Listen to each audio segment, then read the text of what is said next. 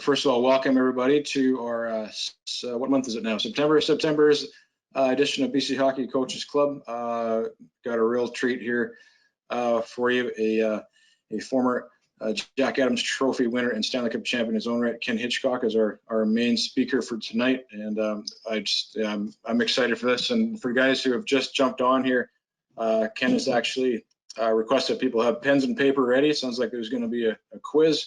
And we should be ready to that. This is going to be a real great interactive learning session. So do be prepared for that. Before we kind of get into that, though, and I'll give Ken a more thorough introduction in a second, I do want to pass this over to another guest we have to kick us off. And she is on the call, Laura Muscle Savage. So in our last call, we've been integrating an element of diversity and the importance of that in our game. And the guys and girls who were on our call last month, we spoke a lot, had some guests to speak to us regarding people of color and their experiences in our game. And we thought it was quite a good choice of a day here on September 30th, as it is Orange Shirt Day. And if you're aware of what that means, I'm going to let Laura lead on more with that. But Laura is a partner of ours working with iSpark. iSpark is an organization that advocates for Indigenous people in our country probably, but mostly our province in sport and all sorts of other things. We've been working with them quite closely since last year, and we thought it would be really timely and really important to include an Indigenous component tonight as kind of our diversity inclusion efforts here. And I'm going to let Laura do that now. So I do want to give you a bit of background on Laura. Laura's the director of sport for iSpark. Was raised both in Chilliwack in the urban center setting of Vancouver. Proud of her. Laura, I'm sorry, I'm not going to pronounce this very well, but can you just do it for me? I'm sorry. Stalo. There, that was her Indigenous ancestry there. And dedicated athlete, Laura focuses her passion for sport towards Indigenous sport and youth. She graduated as a Westbrook Scholar from UBC with a Bachelor of Kinetics in Sport Management and completed her MBA at SFU. In 2005, Laura was awarded the National Tom Longboat Award for Female Indigenous Athlete of the Year in Canada and has competed in 4 World Championships in the sport of ultimate, winning 2 gold medals and 2 bronze medals there. Laura's career in sport has included management roles with UBC's Department of Championship and BC Sports Hall of Fame and Museum. Laura was the project manager for Aboriginal sport and youth for the Vancouver Organizing Committee for the 2010 Olympics and Paralympics in 2010. And Laura was actually inducted into the Chilliwack Sports Hall of Fame in 2016 for achievements in and her contributions to the sport. She is an ambassador for the Level the Field campaign that promotes gender equity in sport and is also a trustee for the BC Sports Hall of Fame and Museum. Living currently in Chilliwack with her husband and 2 children. So I'm really proud to introduce Laura, and I'm going to throw this over to Laura right now just to speak on Orange Shirt Day and a little bit on iSpark as well. So Laura, take it away. Thanks, Dave. Yeah, you gave the full meal deal version of the bio. Appreciate it sharing the background, and good evening to everyone. Yes, as Dave mentioned, my name is Laura Muscle Savage, and I'm a member of the Squaw First Nation. We're members of the Quinault tribes located in Stalo territory in the Fraser Valley in Chilliwack. So I just want to honor the traditional territories on which I'm coming from today for this event. I'm the director of sport with iSpark. I've been with the provincial organization now going on 10 years. And part of the work that we do is trying to maximize opportunities for sport and physical activity and recreation participation for Indigenous youth and for Indigenous communities all across the province. And one of the programs that we do manage is the Team BC program for the National Aboriginal Hockey Championships. I believe we have one of our Team BC coaches on this call today in Daryl Stanwood. So hi to you, Daryl. But the National Aboriginal Hockey Championships is an annual event with the exception of these COVID times, of course. And so we do see hockey participation amongst our Indigenous communities very popular. It's one of the high participation sports within our communities. So it's definitely dear to our hearts, and our relationship with BC Hockey has been very important. And our executive director, Rick Brandt, even sits on BC Hockey's Indigenous Advisory Committee. So lots of great things to come with the work of that group. So yeah, and acknowledging the specialness of today and Orange Shirt Day. So for those of you who aren't aware, what inspired Orange Shirt Day really comes from the story of Phyllis Webstad. So Phyllis is an Indian residential school survivor, and she was forced to go to residential school at the age of 6. So those of you who are parents, just imagine your 6-year-old child being forced to go to residential school. Well, her grandmother had bought her a beautiful orange blouse so that she could wear it to her first day of school. And upon her arrival, the orange shirt was stripped from her and never returned. So it's just an example of one of the actions that really impacted Phyllis and countless other children who were at Indian residential schools, to just feel as though they were worthless and to have things that taken away in that way as though no one cared. So that story of Phyllis's is really what inspired Orange Shirt Day. So now September 30th every year, we don our orange shirts to honor and recognize those individuals who are part of that residential school, the unfortunate legacy that we have here in Canada. So I'm donning mine here today, and I see a few others on the call today have one as well. And just appreciating the opportunity for those of you who are just learning about Orange Shirt Day to understand a bit more about what that means and why you might see people wearing their orange shirts today. My grandfather was a survivor of residential school, ran away from his first school only to have the RCMP come to the family home to take him back to the next one. So just lots of stories that I'm sure many of you may be more and more aware of as we're seeing those stories shared as part of the Truth and Reconciliation movement here in Canada. And I highly recommend the movie Indian Horse. If any of you have not yet seen it, highly recommend it. It's a story by famed Indigenous author Richard Wagamess, and it's got that hockey element. So it's definitely got the hockey component in there, which many of you will like, and giving you a better sense into insight into an example of a story of residential school experience. And I'll just finish off by just noting the words and wisdom of our elder and senior advisor to iSpark, Alec Nelson from Kinkom Inlet. He's always shared just how important the role of sport played for him while he was a student at residential school.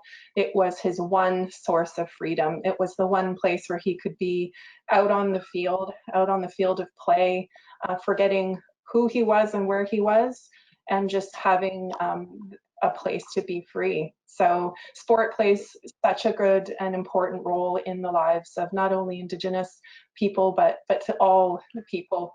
And so, yeah, just want to thank you all again for having us here today and having a chance for you to know more about iSpark and Orange Shirt Day. So back to you, Dave. Thanks so much. Thanks so much, Laura. Really appreciate that. Amazing stuff. Laura, is there anywhere that if people want to learn more about iSpark, is there a website? Is there social media stuff, anything, if they want to dig in? Thanks. Yeah, we're on Instagram, Twitter, Facebook. If you put in iSpark with a CISPARC, you'll find us, and our website is ispark.ca. Yeah, thanks for that plug, Dave. Cool. I award 1 point to Stuart, 1 to Stephen, and I know I saw another orange shirt out there somewhere, but good on you guys. This is unannounced, but well done picking up on that. So not bad. All right, we're gonna flip this over to our the second half of our double main event. Ken Hitchcock here really needs very little introduction. I'm pretty sure everyone knows this guy at this point, but I'm gonna do it anyway. And I'm thrilled to have him here, and it's quite an honor. But I've had the opportunity to hear Ken speak HP1 a couple times, and actually got to interview him years ago when I was in the media realm. But one of the most interesting things about Ken I always picked up is his desire as someone who's won a Stanley Cup, who's won a coach of the year, the NHL still has a thirst to learn. And I've always had that burned in my brain when he spoke a few times, that someone at that top level wants to continue to learn, and now is going to continue to teach us tonight. So just a really neat insight into what guys at the top level are doing. They're not necessarily satisfied with where they are and what they've done. They want to keep getting better. So anyway, Ken right now serving in an advisory role with the Edmonton Oilers after having served as a head coach with Dallas twice years back, with Philadelphia, with Columbus, and St. Louis as well. Originally a native of Edmonton, Alberta, Hitchcock is the winningest coach in NHL history with a total of 849 victories. He led Dallas to a Stanley Cup in 1999, captured the Jack Adams Trophy as the NHL's top coach in 2011-2012, as aforementioned. Overall, Ken Hitchcock has a record of 823 wins, 506 losses, 88 ties, and then 119. I'm not even sure that stat line would be there, but those are the numbers anyway. Record in 1,536 games with a .603 winning percentage. Guided his teams to 8 division titles and 2 President trophies overall. Hitchcock has also coached the 5th most games in NHL history, second among active coaches behind only Barry Trotz, who's got 1,598. So I'm going to get out of the way here. You guys came here to hear this guy talk, not me. So Ken Hitchcock, I'm going to throw this over to you, and everyone, here you go.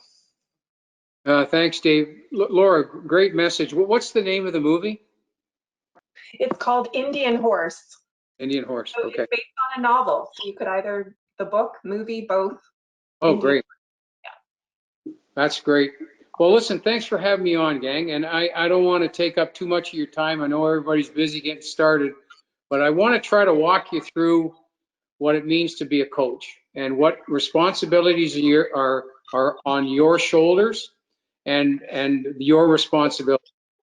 And I've done this presentation once before. It was about 900 coaches worldwide, and I got some feedback from it, so I've changed a little bit. But just understand that for the coaches that are coaching younger kids, this might be a little bit advanced, but it's going to help along the way. So just understand it might be a little bit over your head in some of the things I'm talking about.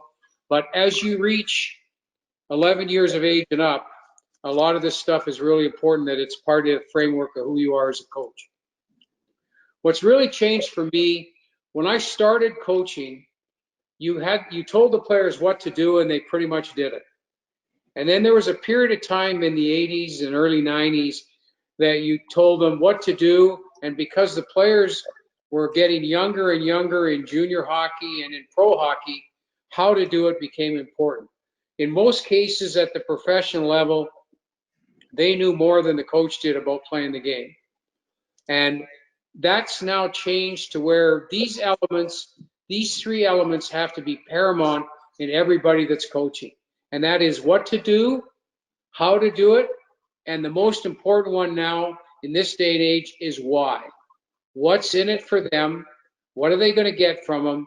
And most athletes now want to know the end game. And you can't be discouraged because they want to know what's in it for them. That's the way they are now, and you have to be prepared to fully explain all 3 aspects if you want the players to have a good buy-in on your team. So understand that moving forward, those 3 elements have to be part of who a coach is in any team sport in this day and age. Number 1 for me is understanding the word respect. And respect at the NHL level and the junior level and the advanced level means number 1 way to respect your teammates is how hard you compete against them at practice. You can't have a high level of respect on your team unless you convince the players that the harder they practice against each other, the higher they perform against each other, the more they strive for perfection at practice, the better everybody gets. There's never been a team that practices poorly and plays well lasts very long in the National Hockey League. or in any pro sport at all. So understanding and convincing your players how important practice is and how important we are at practice in our work ethic and our focus and our attention is really important, because that builds the respect factor on your team. And the reason that's in place is when you have respect on your team, you go and read a story that came out yesterday about Jimmy Butler and the Miami Heat, about how hard he practices and how he drew everybody into the fight. He was just relentless. What it does by having people or a coach that demands that is you end up with respect on the other end. And what I mean by that is that the respect on the playing end, when you respect each other the way you compete at practice, the respect on the competition side is that you learn to play for each other. And when you compete against each other at a high level, it filters down to where you play for each other at a high level. And you go look at the stuff that came today from John Cooper with Tampa. And he talked about how the focus of practice changed.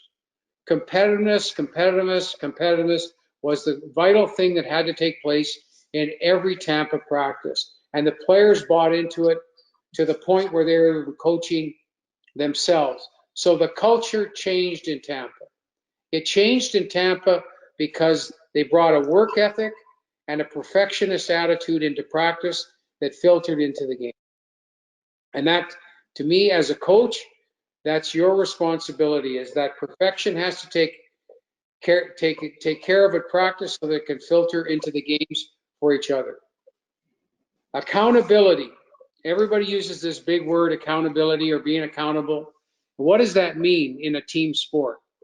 What it means in a team sport is, can you create an environment, and this is more for a little bit older people, but can you create an environment where everyone is willing to say what they're thinking? How many times as coaches do we go and say, what does everybody think? And nobody says a word. And then you're trying to draw it out from everybody. But if you can create a culture where you value their opinion and there's no consequence with it, you value their thoughts, you're willing to ask questions and wait for the answers. If you're willing to put that out here in your team, you're going to build your level of accountability to where the players aren't afraid to speak up when they don't think things are right. And they're not afraid to speak up even when you're not in the room. And that's the level that you want to have. Successful coaches have that on. One of the things that's really changed now in this world, especially in hockey, to me, the word rookie is gone. There's no such thing as rookie.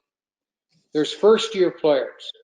And any teams that are successful, they embrace first-year players, they embrace first-year parents, and they try to bring them into the group as quickly as possible. And they do that on a daily basis. And it's not just the athlete that you want to bring in, it's his parents. You want to make them inclusive as quickly as you can. So that the old way of the rookies did this and the rookies did that and they had their seat on the bus, those days are gone. And they can't be part of our game anymore. It has to be all inclusive with everybody involved, everybody committed. And a lot of times, folks, the extra work has to be done bringing the younger players along because they feel like they don't belong. And it's your job or your assistant coach's job to bring them along as quickly as possible. You're trying to build a team. And the only way you can build a team is if everyone feels like they have value. And that means that that word rookie is over. There might be a first-year player or a second-year player, but we're no different. Everybody's in this pot together. And to me, the more you can get the players to share responsibility rather than divvy the first-year players do this and they have their seat, the quicker you can do that, the more cohesive you're going to build your team. Here's one of the things that I learned in going over with a lot of young coaches and people in the military. This word feedback, that's what's really changed. Like if you look at the NHL, I would say 2/3 of the coaches don't even go in the locker room after a game. They wait till the next day. That world with young people is changing. They want feedback, and they want it immediately. You see it on the bench with iPads at our level. You see it with communication with the assistant coaches, or sometimes even the head coach. But instant feedback is critical. And one of the things that I learned is those players leave the rink, and the first thing they remember when they leave the rink is what you felt like and what you said. Your words matter a lot to them.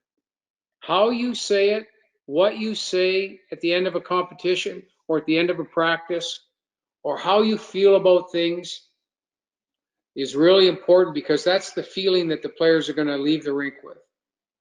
And if it's positive and resourceful and hopeful, that's the feeling, whether they've won or lost, that's the thought process they're going to bring to the rink the next time you're together. The other way some coaches are doing it right now, especially a little bit older group, is with texting. So a coach goes home and he'll send all of his players a text on what he thought happened in the game, and then trying to leave a really positive message. But whatever it is, it's the instant feedback that the players crave. They want that feedback, they want it now, and it's on us to provide it. And it has to be hopeful, has to be resourceful, and as positive as we can make it. And because your words matter, they live for your words matter, and how you say them is going to mean how they feel. And if you're good in that way, then they're going to come back to the rink ready to work for you the next day. One of the things for me is, and I think this is on you as a coach, is being current in terminology. Terminology is changing. I go on 5 Zoom calls a week. 4 are with hockey coaches throughout the world, and 1 is with military. And the terminology, I haven't coached for 1 year, not even a full calendar year. And the terminology is changing dramatically. And it's on you to stay current with that terminology so that you're understanding what's changing. I remember when I finished in Dallas, and then I came back and I was asked to go into Edmonton, and they played 10 or 15 games. And by the time I got into Edmonton and tried to figure out what their forecheck and neutral zone was like, there was a whole new system that was in play. A system I'd never heard about, that had been in play with 5 or 6 coaches throughout the National Hockey League. And I had to get quickly back up into the terminology part of what was changing and going on in our league. And it's on you as a coach to make sure that you're very current. And that goes with coaching clinics, with the presenters that come, having a clear understanding of what the terms mean and what the methodology means and what the plan that's changing means, because it changes quickly. And you don't want to fall behind on this. So being current with the information, whether it's Dave supplying it or whatever, but being current is really, really important, because you fall behind and it's hard to catch up again. Just going on practices. So, and I was talking to Dave about this. 5 years ago, the Swedes came over and they chased North American hockey for 1 calendar year. They sent people into NHL rinks, they sent them into American League rinks, they sent them into USHL college rinks. They wanted to see North American teams practice. And they took back a lot of information and they changed a lot of their programs. But one of the things that they really stuck with was they felt it was the coach, and I agree with them after thinking about this, they felt it was the coach's responsibility to not only create a work ethic, but to create hockey sense with his team. And they went about putting programs together to create hockey sense on the ice, spatial relationships on the ice, being able to work together on the ice. And they did it by impacting small ice games. So in a Swedish practice, if there was 10 drills in a minor hockey practice, 5 were small ice games. And the 5 small ice games were there to increase the players' ability to read and react quickly on the ice. And what was really interesting for us was that when one of our coaches' cafes that we had on, we had Barry Smith on from Chicago. And Barry and Scotty were together with the Red Wings, and they were together with the Penguins when they won cups. And Barry was the development coach responsible for the development of the players outside of the NHL. So he had American League, college, junior. And Barry would have, during rookie camp, Barry would run all the drills in rookie camp. And Barry put specific read and react small ice games into the formula. And the NHL coaches couldn't believe the difference in the abilities of some of their players on how quickly they learn to think on the ice, react on the ice, find proper space on the ice. And Barry, all he did was set the drills. He said, here's what's available in the drill, let's go play. He didn't instruct the drill, he just let the game play out.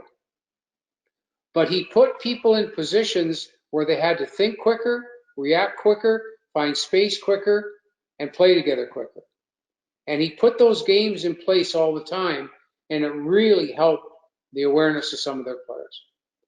And I think if you don't leave here with anything else but that, they have to become part of your practice plan, and not just 1 or 2, but a lot of them.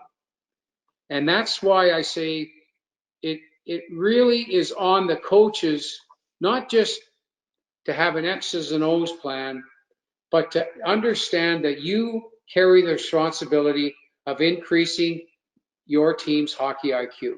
And you can only increase your hockey IQ if you play small ice games. And I think as many as you can put on there, the kids have fun with them, but there's a real positive element that comes from this, and that's that they react quicker, they learn to think quicker, and they're going to be better players because of it. And I guess the other thing in practices is that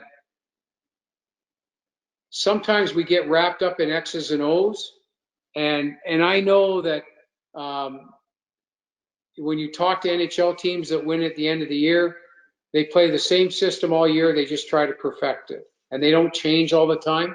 And I think that sometimes we overemphasize what X's and O's are, but we now understand that we can increase at the NHL level. We can really increase the level of respect by the way we practice, and we can really increase the level of IQ in our team by the way we do small ice drills. And you're seeing a lot of NHL teams now have small ice drills in their practices, which is a big change, because we had it maybe once a month, but now you're seeing 2 and 3 sets of small ice games being played every day at practice, which I think really helps.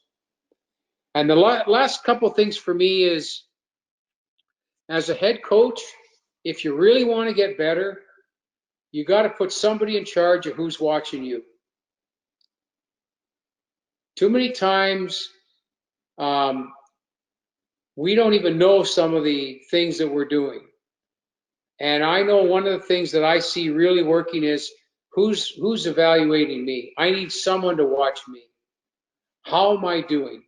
And don't be afraid of asking that question. If you really want to get better, you got to be prepared to ask that question. How am I doing? I was lucky. My first 11, 12 years in the National Hockey League, I worked for Bob Gainey and Bob Clark. And they had no problem telling me what I was doing, right or wrong. And I was lucky. But a lot of guys didn't get that. And I think it's really important that you put someone in charge with how am I doing. And in some cases, it doesn't even have to be a coach. It can be a parent that you trust. How was I on the bench? How did I react? Was I on the referee's ass? How did I do those things? How did I act? And was it proper?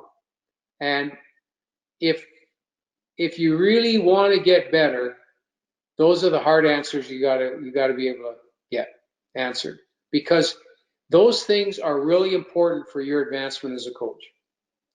And I know, for instance, with me, when I was coaching midget hockey, I had a manager who was a crusty lawyer in Edmonton, and Phil said to me, "Why are you on the referee's ass all the time? You're not going to change the call, and you're just making a fool of yourself." I needed to hear that. And then the other party said to me, all of a sudden we're getting national attention at the midget level, and I was not really good with the media. I was short and abrupt, and he said, "They're trying to make a living too, Hitch. So you ought to give them the time." And it changed me. It changed me for good. And he said, "Your job is to educate the media." And I took that to heart, and I take it to heart today. And I think but I was lucky. I had people who were watching over me, and they weren't afraid to tell me when I messed up. And you can't be afraid of those answers. If you really want to get better as a coach, you can't be afraid of those answers, because they're going to do nothing but help you. So I'll leave this wide open for questions, but that's kind of the message. I think this creates a safe environment for the kids to play in, but understand one thing: you won't get a buy-in until they know what the end game is. And the end game has to be, you got to be able to tell them what's in it for them, or you're going to have a difficult time getting a buy-in.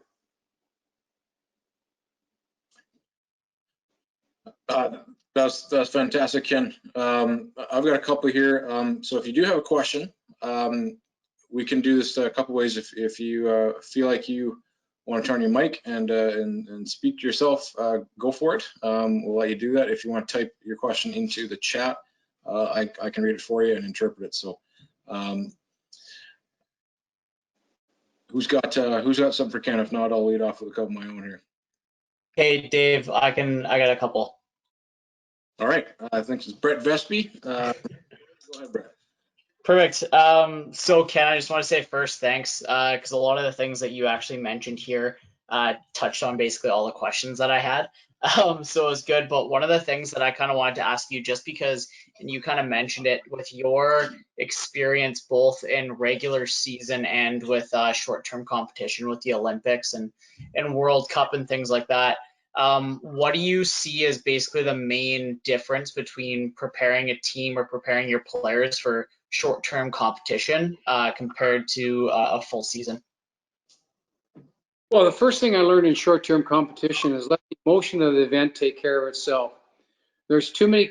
It was the Olympics and World Cup, World Championships were so important that they became really emotional events. And we did a really good job at not allowing the emotion to take over the event. So we didn't amp up our players at all until it was ready to go on the ice. So we stayed calm, and that's the one lesson I learned, is that you know, you throw them right over the top by getting too amped up. And the other thing for me is that understanding in short-term competition, the players still need their space. And it can get overwhelming with information, can get overwhelming with responsibility. So still finding space for the players just to be players is really important. But I would say number one is, don't add to the emotion of the event. When you're in a short-term competition, everybody knows the date of the winner. Everybody knows when the winning game is going to be played. And you got to make sure that you're calmly walking towards that. If you're too emotional, your players will get wired, and they won't last more than 10 minutes of the first period. And so I think it's really important that you build it up and you have a clear understanding that the event itself is going to amp up everybody. We don't need to be doing that stuff. We need to be calmly preparing so that we're not leaving any stone unturned, but we don't need to do it from an emotional sense. Oh, that's perfect. Thanks, Ken. Ken, I got a question from Gord Wright. So Gord has asked in the chat here. He's coaching U13 female recreation level. And Gord asks, can you tell me about the types of feedback I should be providing as an assistant coach on the bench during a game? Obviously, assistant coaches at your level serve different purposes and roles, but at his level, do you have any advice for an assistant who's not necessarily the loudest voice in the room at the U13 level, but how would you suggest that? And maybe you've touched on that a little bit, even with the emotional sort of stuff, but what advice would you give Gord there? Well, I think the number one thing as an assistant coach is before you can tell them what to do, you got to ask them how they're doing. And I think having the conversations of how do you feel about this, or asking the question before you give instruction, you got to feel the temperature. That's the assistant coach's role. And so that means, leaning over and having a conversation is, how are you doing out there? How did you see that? And then give them the information at the end. If you just give them the information, the buy-in won't be there. So I think I always call the assistant coach's job is to take the temperature. So their job is to make sure that they know how the coach is doing, how the players are doing, and how the parents are doing. And to me, that's taking the temperature, and that's what an assistant coach's role, especially at minor hockey, is. Thanks for that. Just kind of a follow-up here. I don't have the name. The name is just DR, but a larger point on maybe the same thing, and even at that level, do you Ken? I mean, the leagues are only getting younger and faster, as everybody already knows. But the whole millennial conversation and coaching the quote-unquote millennial. You talked about staying current. You talked about keeping up with terms. Does that extend to stuff like, did you get a Snapchat account? Do you follow these guys on Instagram? Like, how far do you go? And have you found ways to connect with that millennial player that are unique and different from older players? Oh boy, do I ever. I find for me, if I text Leon Draisaitl right now in 30 seconds, I have an answer back. If I text Connor and have an answer in 30 seconds, if I called him, I might hear from him in 6 days. And that's just the way it is. And so I went to text messaging. Now, I understand there's other ways to do it, but even sometimes when because everything's rushed at the NHL level, the media's got to be in there 5 minutes after the game is over. I would send a group text as we were on the bus, congratulating everybody. And so I stayed in touch by there, but I stayed in touch. I gave feedback pretty quickly on a lot of things that tried to leave it in a hopeful way. But I found you got to find that mechanism that allows, they want the instant feedback, and your job to get the feedback, to give them the feedback, you first got, what's changing now is you first got to figure out how they're doing. Find out how they're doing before you can start feeding it in. And to me, that's really important. Gauge the temperature and then supply the information. This is a society, and you know what? It's the same in the military, because I've been on this military call every week for 6 months now, and it is amazing to me how similar these guys, these war fighters, are to hockey players. And they want the same stuff. They want to know how they're doing as soon as their mission is over. They want the information right now. Can you elaborate on that? I'm just puzzled myself and fascinated. In what capacity are you consulting with the military? Is there a military team, or are you just military personnel in general, or what's your? No, there's a group of special forces. I've been working with special forces for, oh boy, 8 years now.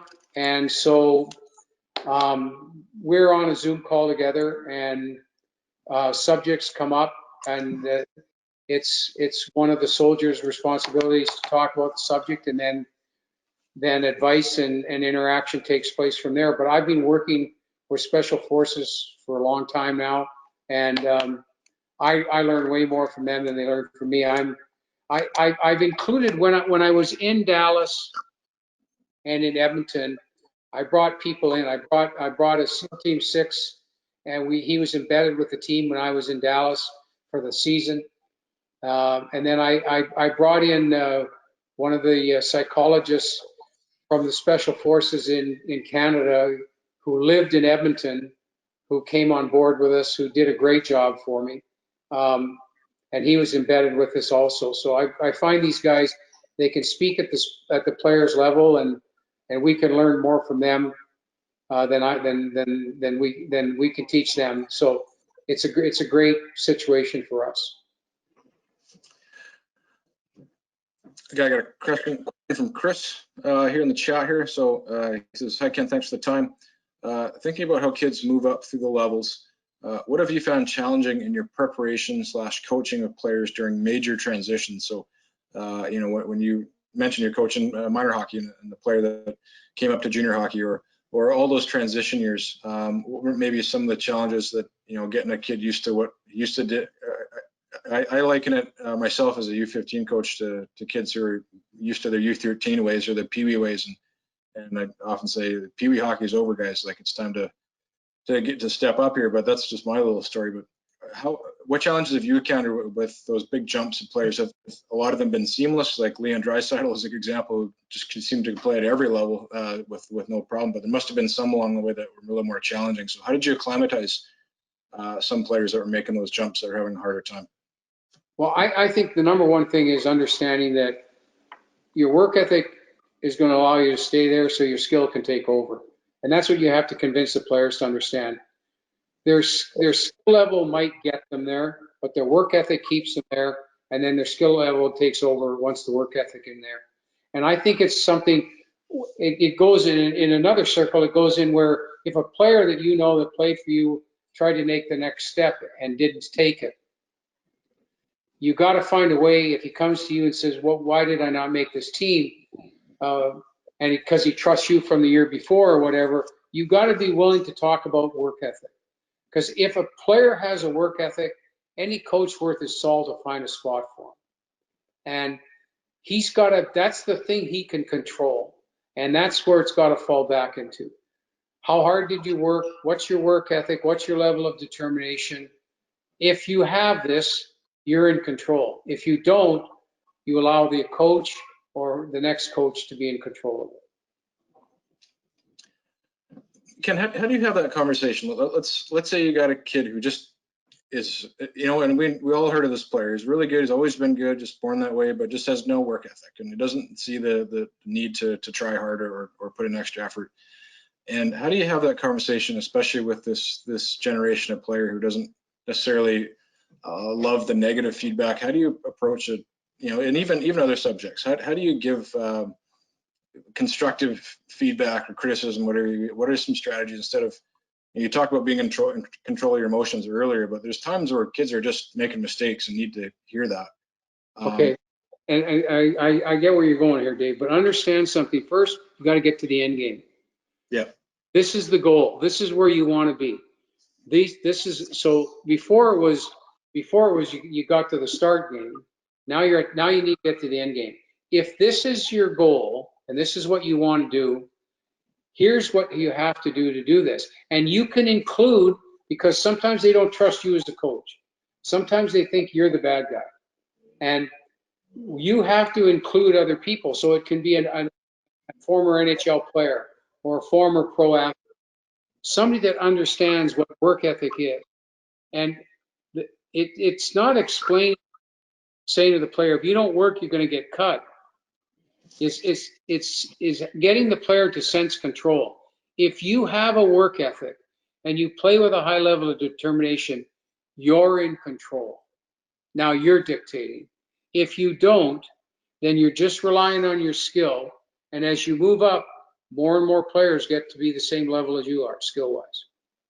So if you want to be in control of where you're going to play, then your work ethic, your fitness, your desire is in your control.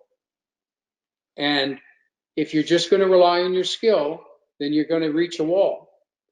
And having you explain it might not work. But if you use someone else that he respects or admires, then that message can get through. But they got to know what the end game is. And I can't emphasize that enough. They got to know where this is going to take me. If you want me to invest, I got to know where I'm going to go with this. And that's the answer. Quite frankly, that pisses off a lot of coaches. They don't like to hear that. They don't want to be able to have to tell them what the end game is. They want them to enjoy the ride.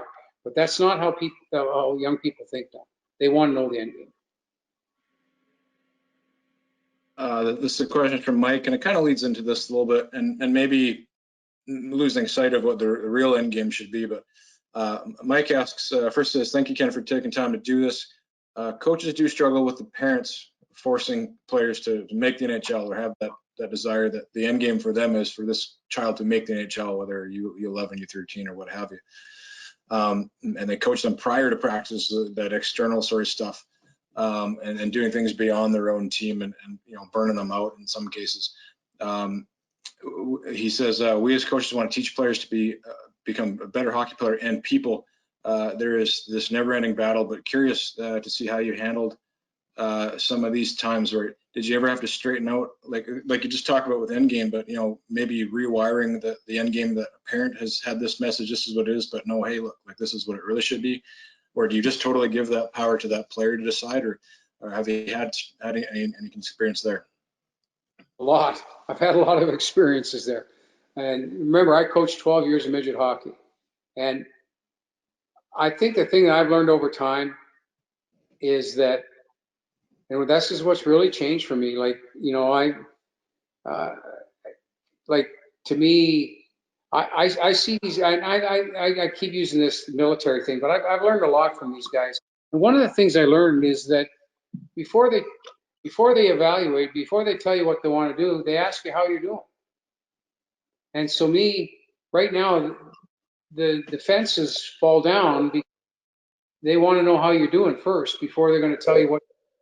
And I think that's really important.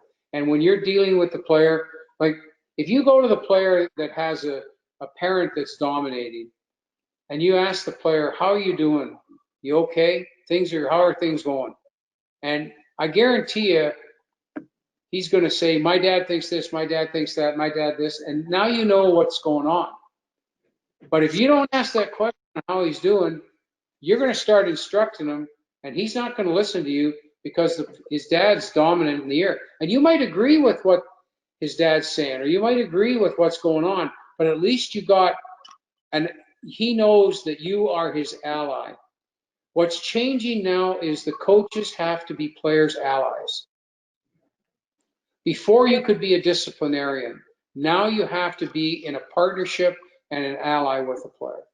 And the only way you can be an ally is you genuinely have to ask the question and get ready for the answer of how are you doing, how are things going, how are you handling this? And don't be afraid of that answer.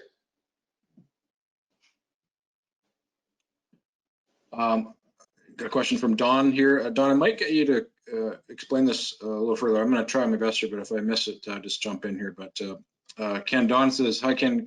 From coaching in the 80s and 90s to today, explain how contact from the later days to today has had a benefit or even maybe a negative factor to Canada's game today. Maybe that's, what we talked about a little bit already with other countries moving way ahead of us, and maybe that mentality of 80s and 90s, tough and gruff, truculence and sandpaper, grit, that sort of stuff.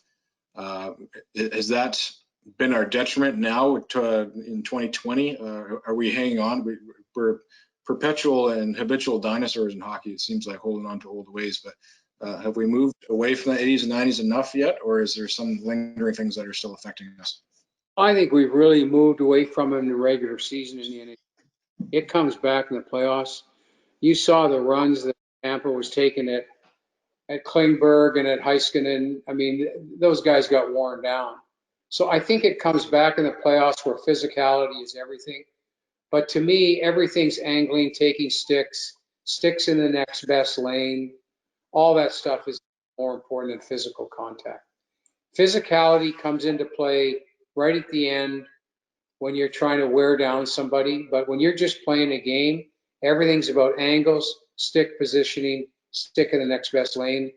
And physicality might be the result of that. But it's way more advanced now than it's ever been. So the days of just running people, you see a little bit more of it in the playoffs, but even that's getting lost a little bit now. Question from Manu. Manu asks, if you have a younger kid who is in between a rec level and a rep level, So it's like kind of those fringe guys, and you see that at all levels, guys who are not quite there, but not quite in the lower, too good for the lower level, but not quite there for the higher level. What is your philosophy on where they should play, that player, and maybe how you coach them, how you get them better? An example would be one of the better players. Yeah, I've kind of already explained this, but for that in-betweener, what do you do with him? If you can't quite put him on your team, do you encourage him just to work harder at that lower level, or do you pull them up, try to work with them, or what's your thoughts on those fringe guys and how you work with them? Well, for me, when you're coaching, don't put a player on your team unless you're willing to give him a regular shift. Don't put him on your team because you think you're going to help him by allowing him to practice with you and play a little bit. You made a decision. This goes back to what's important in first year player or rather than rookie. When you put a player on your team, you're preparing to play him, and you're going to make that commitment to him. If you don't feel that he's regular on a regular basis, he can make your team and play all the time, let him play at the lower level and enjoy himself. But don't put him on your team unless you're prepared to play with him and live with the mistakes that go with being a younger player or a guy that's on the fringes. And there's no worse feeling than playing on a good team and not playing. Any kid will tell you that now. They would rather play somewhere else and be a quality member of a team than be on a good team and never see the ice. How do you deal with the opposite? Like, let's just say you got I don't know, we'll use my team again, U15, and you got some players from the first year who, figured they got it sewn up and they didn't do much in the summer, and they came back and they're a little slower and lazy, and some real young and hungry and fast first years come in and really challenge them. And what if you got to make that tough decision to move a second year player? I guess, how far does loyalty go in your book, or how do you have that conversation? Hey, like, you're with us last year, but these guys that worked, I want you to go down a level. Have you ever had, and maybe you see that in the NHL level too? Yeah, you see it at every level. Yeah. I think your loyalty as a coach has to be to the team, and the players fit in that mode. But your loyalty has to be towards the team. You have to do what's right for the team, and that's a hard thing to do. But that's the courageous part of coaching. If you feel like a player that played there the year before has taken it for granted and that he hasn't earned his spot back, then that's on you if you allow him to stay, because you're going to lose respect from the players, because the players know. They know, and you have to show ultimate respect for a team if you want to be successful. Next question is from Rick. Rick asks, "Hi Ken, I really appreciate your thoughts. We'll use them in my practice tomorrow," so that's good. Any thoughts on how we improve the experience at the rec level? I find there's a lot of emphasis on high performance. Yet 80% of youth hockey is the rec level. If we keep them engaged in learning, we don't lose those late bloomers and grow the sport. So do we push too much on the high performance guys? Should we have more emphasis on the guys just having fun and then maybe being late bloomers? Or what are your thoughts on high performance versus kind of rec level hockey? Well, I think rec level hockey's got a real spot in Canada. And to me, but what's important in rec level hockey is that you make it organized, not chaotic. And there's too many times where it's just chaos out there. To me, they can have fun, and your job is still to help them become better players. And you can do that by let them have fun, but it's got to be organized. You've got to be able to dictate that organization. Just don't make it chaos. Because it's house league, it doesn't mean it can't be coached properly. And yes, the emphasis should be on still enjoying the game in the right manner, but it's got to be organized. Next question is from Delroy. Delroy says, "Truly appreciate the time, Ken. How much of your success would you attribute to having Claire Drake mentoring you as a young coach?" Well, him and Billy were everything. I tell people I spent 11 years in Edmonton coaching midget hockey, and in 11 years, I saw the Bears practice 3 times a week, and every one of my summer vacations for 10 of those years was going to coaching clinics. And Claire presented at 90% of those coaching clinics. So I'm a disciple. Mike Babcock, Barry Trotz, A lot of us are disciples of Claire, and not just Claire, Dave King especially, George Kingston, Dr. Heinmarch at UBC, those guys, Wayne Fleming, those guys, they volunteered to coach every summer and helped us a lot. So, I think all of us are really grateful for the wisdom. I mean, I was so lucky because when I was coaching midget hockey, I took my lunch breaks to watch Claire's team practice in the afternoon. And then on either Friday or Saturday night, if we weren't playing, on most times we didn't play Fridays, I'd go down and watch the game, and Claire and Billy would pull me into the coach's office to evaluate what took place in the game. I mean, that's like gold. And that was my attitude as a coach. Is I never played junior hockey, and I felt to have more knowledge than everyone to be accepted as an elite coach. So I went and searched for knowledge, and I'm still searching. This is my own just question. You talk about seeking that accountability, and you named a number of guys that you had already doing that for you. But you got to get to a point where people know who you are and what you've done, and be like, "Ken, you want me to tell you what to do?" Like, do you have a point where is it hard to get people to give you the honest feedback in your level, or you still have those close people that can give that honest feedback, and isn't do irreparable damage to the relationship that you have with them? You know what? There's a circle of about 12 of us in the NHL that we hammer on each other with no consequences, and that's just the way it is. And we think a guy's doing a lousy job, we'll send him a text and tell him to wake up. Like we can get away with that with each other, and that's to me what makes it gold. Is that I can have candid conversations with these guys, and there's a dozen of us, and we're in constant contact with each other and bouncing ideas off each other. And I mean, it's this coach's cafe that I was on. It was everything. It was NHL, college, Europe, junior, AHL. It was everything, and it's just a constant learning center. And I found it just to be something I got up in the morning and really look forward to, because it's another chance to learn. And I think that's what coaching is about. You never lose. You can't pass up a chance to learn, Dave. Next question is from Bruce here. He's got a question about small area games, which we've touched on already and talked about. But you mentioned, again, another thing you mentioned is why, and players want to know why.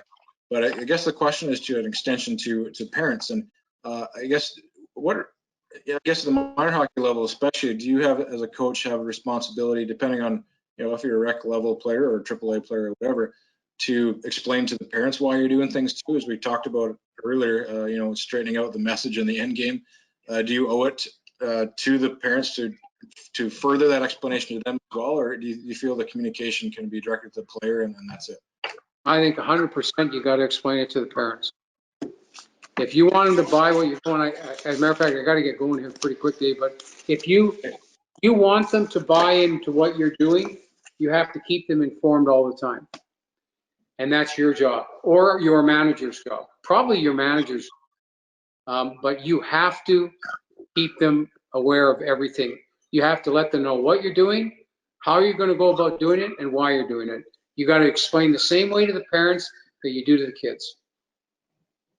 That's the only way it works. You can't go out. You can't treat the parents like they're the enemy. They're your allies, but you got to make them your ally by keeping them informed. As Ken mentioned, we're going to wrap this up here, guys. I'll try to get one or two in more with Ken here, but I'll let him know. Let him tell me when he's done. I apologize if I don't get everyone's questions here. But I'm going to go to Stephen here. As we discussed the evolving game, what do you think of how the role of the D-man has evolved, or mobile jumping into play? I know in particular with HP1, that's one of the questions on our HP1 for anyone who's taking it, is activating the D-man, making it more involved, more potent. But is that still a thing? Are we still pushing that and beating that drum of activating D-man, or are things evolving even beyond that now? No, I think activation by the D-man is important, and I think it's impairment that if you want to get to the next level, The way it is in the NHL, once you cross your own blue line with the puck, you cease being a positional player. You're now a number, 1 to 5. And so if the D-man is the middle drive guy, he's the middle drive guy. So once you exit and you're crossing your blue line, now players become numbers, not positions. And that's where the NHL goes. And that's where it's going to stay for a long time. Everybody's got to be, I mean, Jamie Oleksiak's leading the rush, the NHL playoffs, and he was a defending defenseman 2 years ago, and now he's an activated. That's the game, and that's where it's going. And any defenseman that plays that game has to be connected that way. I'll call this the last one, Ken. I think this is probably the last one that we'll squeeze in, and it's. I thought Stuart wanted to ask a question. What's that? Yes, thanks, Ken. I had raised my hand there. I appreciate the acknowledgement real quick. And you had touched on building community and that you have your inner 12 that kind of strive to always move you forward, and they're open discussions that you guys are able to have. Would you have any touching words on, as an association here in BC, you got a whole bunch of coaches online here, what can we do in BC to start to do the same thing? I think our organization is doing a fantastic job, but like all things, we can always be better, right? Stuart, these Zoom calls or these go-to-meeting calls are critical. You have to get people on here that you can gain information for. You've got a lot of people that should be grateful for what BC amateur hockey's given them. They've got a lot have gotten careers, and having these guys come on a weekly or monthly basis, share their stories, is going to do nothing but help. And I think you can bring on former coaches or AAA coach come on and present, or major junior coach, whatever. I think getting these guys to present and you guys getting that information is going to do nothing but make people better coaches. Good question. Sorry, I just didn't see it. My face was buried in the chat here, and good eye, Ken, for catching there. So nice job. So the one I was going to ask and hopefully finish off here was from Sean. Sean asks, I'm interested in your opinion on team selection process. In your opinion, do coaches at minor levels select the top players, or do you think the coaches should select by filling certain roles, some physical players, skilled players, role players, stay-at-home D, so on and so forth, similar how you would at junior or pro? So is that an appropriate selection for minor hockey, or is it, like you said, you gotta if you pick them, play them, basically is what you said, but thoughts on evaluations and selections for minor hockey? Don't pick role players. Don't get caught on that trap. You pick the best players, and then it's your job to fit the roles. Don't pick role players. Don't limit a player's potential. Pick the 20. If you got 20 on your team, pick the 20 best, and then teach them the roles. That's your job. Don't pin them in, because they'll stay pinned in for a long time, and you're going to lose some players that could really grow from learning new roles. Awesome. Well, I just personally want to thank you so much, Ken. I sent an email out to you and I got a message back like 5 minutes later, and I just really appreciate your willingness to be here. I mean, not everyone makes the time, and again, someone of your tenure and ilk is pretty special to get on to talk to a group, and all you guys for showing up, and a lot of guys doing this month after month. You're exactly what Ken is describing, people who want to learn, want to get better. I see a lot of the same faces, but it's always good to see new ones here too. So again, just on behalf of myself and BC Hockey, Ken, thank you so much for doing this, and all you guys for being here. Also, Laura from iSpark for speaking with us about Orange Shirt Day and everything Indigenous in that realm. And yeah, that's about it. Ken, any closing thoughts, anything you want to go with? Everybody, really enjoy your season, and don't take hockey for granted. We know we've all missed it, so looking forward to seeing some kids play and practice again. Good luck. Awesome. Thanks so much, Ken. Thank you guys, and we'll catch you guys all next month.